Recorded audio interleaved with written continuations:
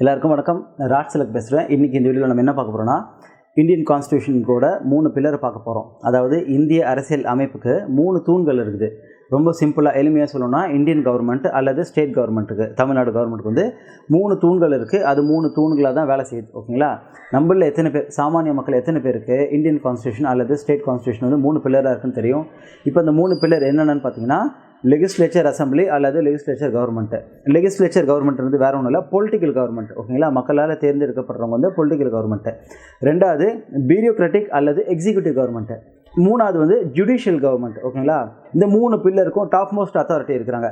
இப்போது பொலிட்டிக்கல் கவர்மெண்ட்டோட top most authority யாருன்னு பார்த்தீங்கன்னா கவர்னர். ஆனால் ஆக்சுவலாக கிரவுண்ட் லெவலில் கவர்னர் வந்து அட்மினிஸ்ட்ரேஷனை பார்க்க மாட்டார். ஸோ அவருக்கு அடுத்தபடியாக வருது சீஃப் மினிஸ்டர். ஓகேங்களா?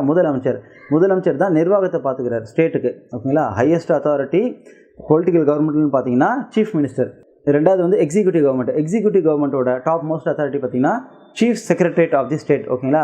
Chief secretariat of the Tamil Nadu இருக்காங்க. அது மாதிரி ஒரு ஸ்டேட்டுக்கும் chief secretariat of the state இருப்பாங்க. மூணாவது ஜுடிஷியல் கவர்மெண்ட்டோட ஹையஸ்ட் அத்தாரிட்டி யாருன்னு பார்த்தீங்கன்னா chief justice of the high court.